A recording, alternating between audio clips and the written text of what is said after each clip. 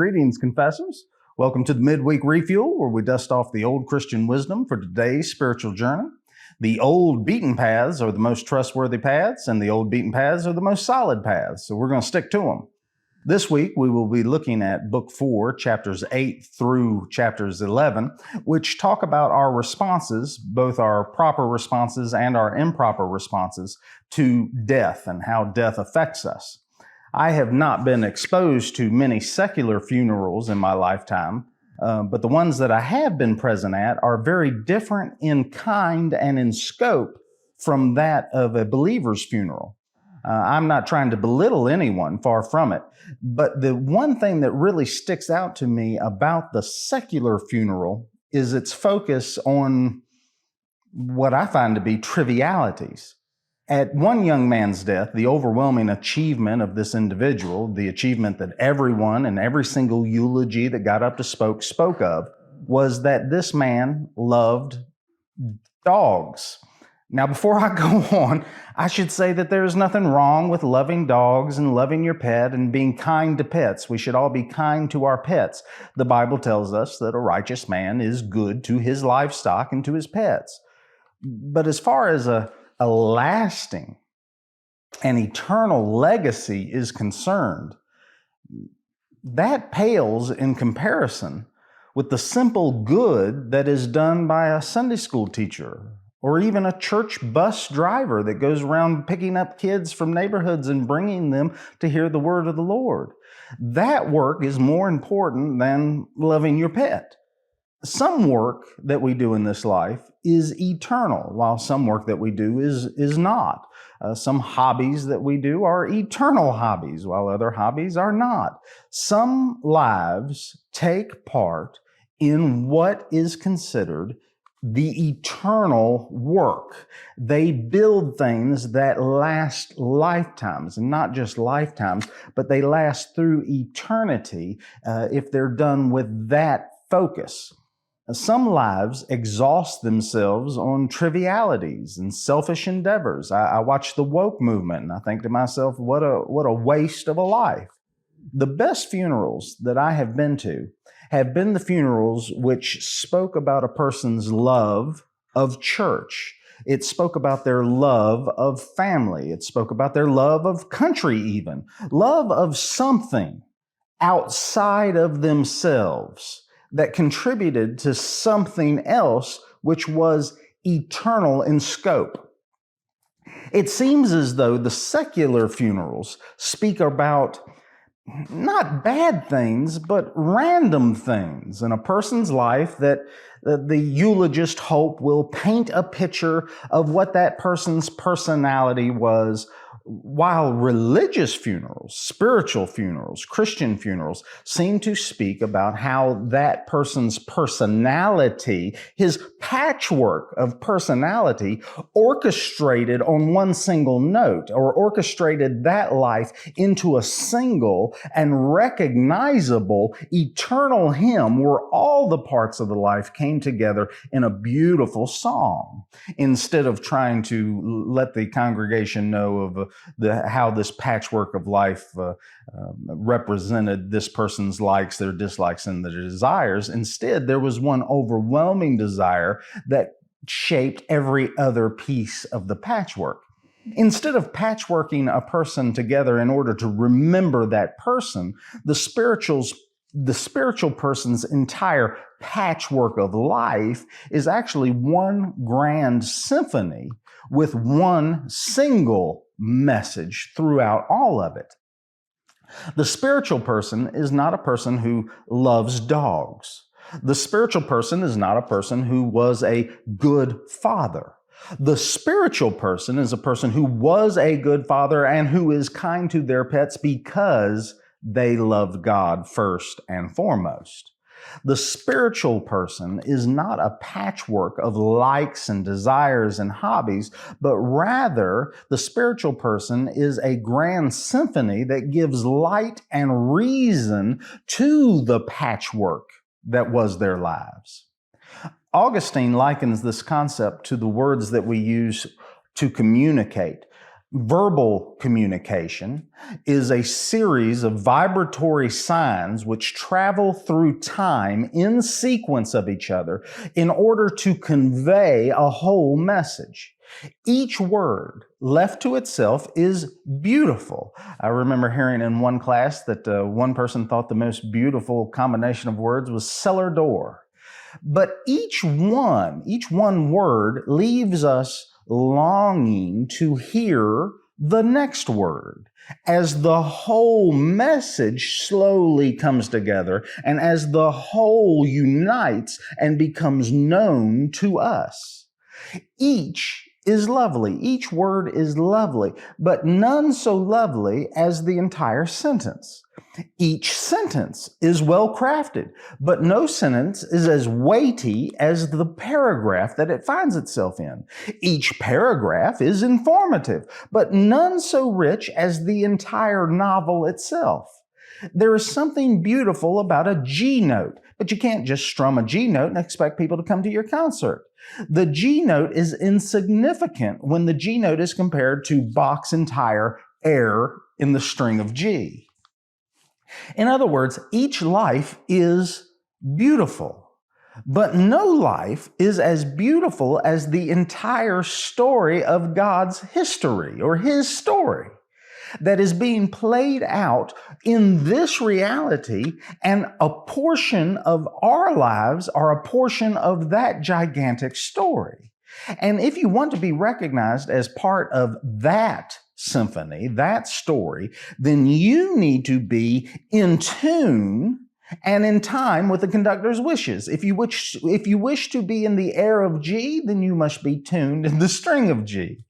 A secular life might have played a few tunes halfway decently and been able to pound out a few pop tunes in its time.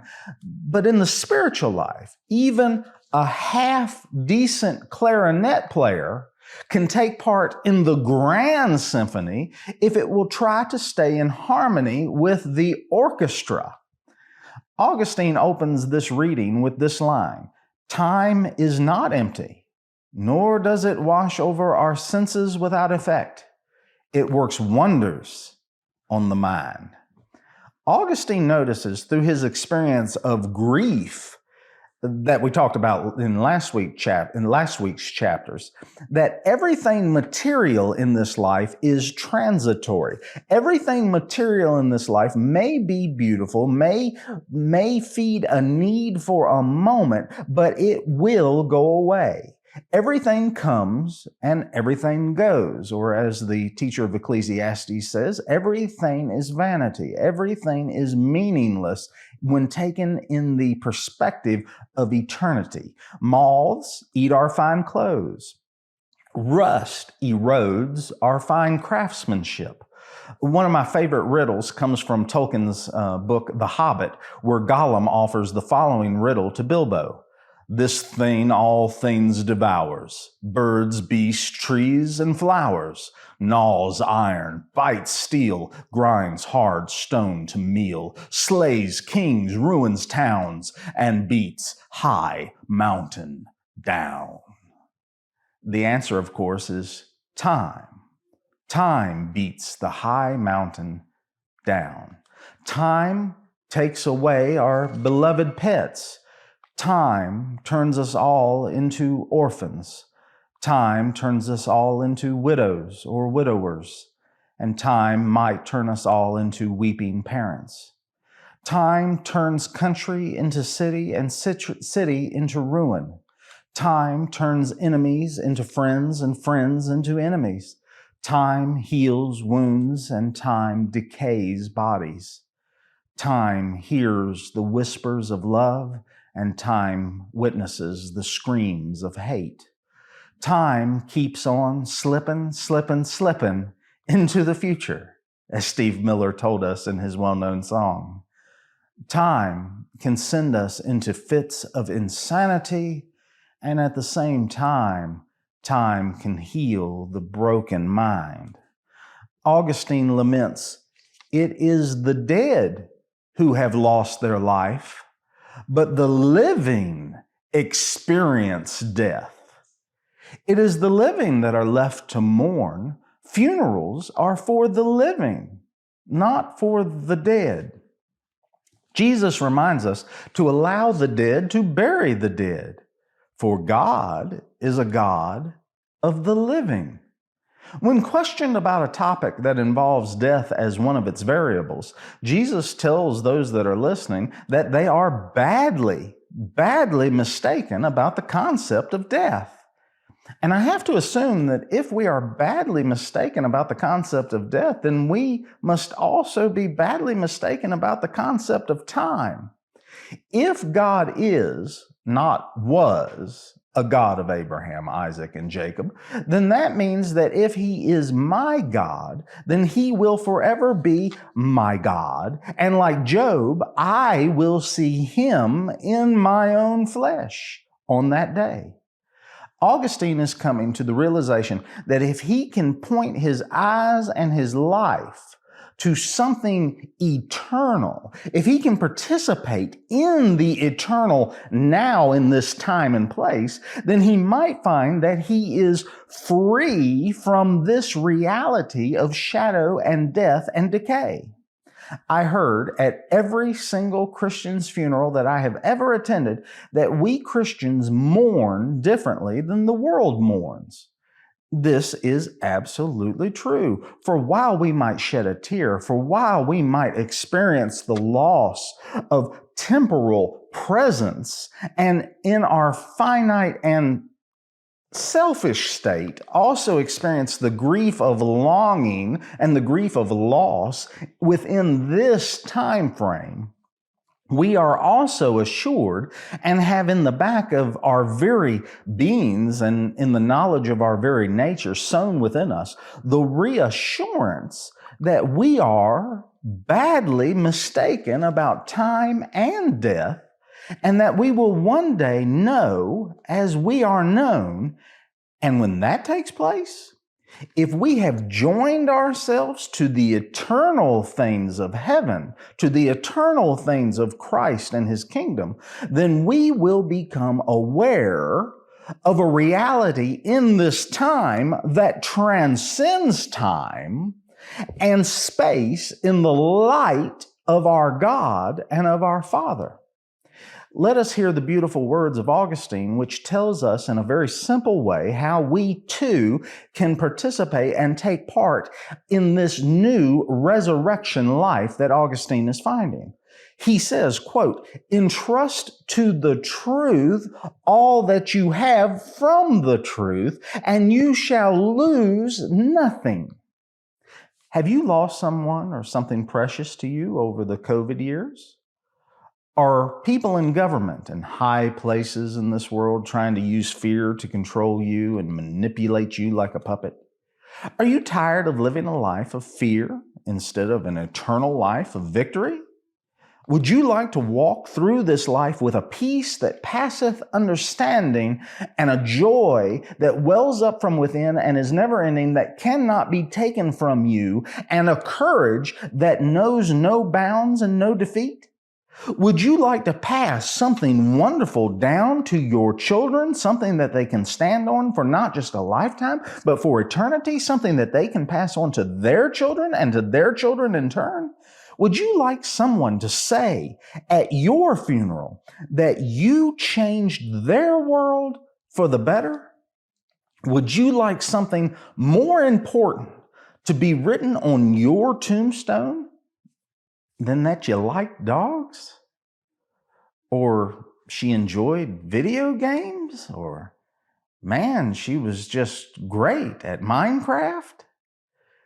Would you like a congregation of people to gather and mourn over their loss of you within temporal space, but celebrate that they're going to be with you with eternity, not because you are gone forever, but rather because they must now wait to see the one that led them to the feet of the Savior, and to give thanks for your suffering, for your courage, and for the testimony of your life, and thanks for the peace and the love and the patience that you gave to them. Thanks for your acceptance. Thanks for your life that was spent building eternal things. You have a choice in this life. You can fear what tomorrow brings and the day after that, and spend your life feeding yourself and worrying about the clothes you will wear. Or you can stand on the firm foundation of Jesus Christ and defend your loved ones, give solace to the hurting, and shine a light in the darkness for a hurting world that needs light. Your life can be eternal. Your legacy can be great. You can join your instrument to the orchestra of Christ's eternal kingdom. Turn, if you will, to Book 4, and we will be reading from chapters 8 through 11 today. Time is not empty, nor does it wash over our senses without effect. It works wonders of the mind.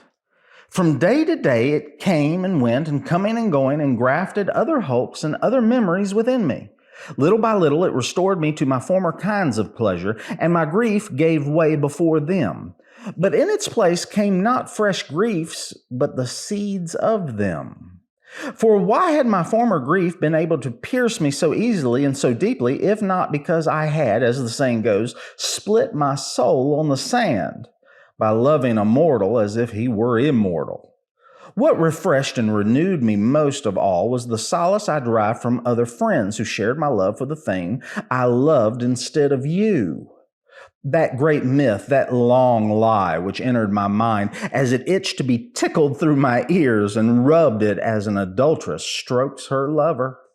That myth of mine did not die if one of my friends did, and in my friends I found other pleasures which captivated my mind even more. Shared talk, shared laughter, mutual acts of kindness, the shared reading of good literature, of moments of levity and seriousness, occasional disagreements that were without ill feeling, as a man can disagree with himself, which gave a relish to our more usual concord, teaching and learning from each other, longing impatiently for each other when absent, welcoming our absent friends with joy when they returned.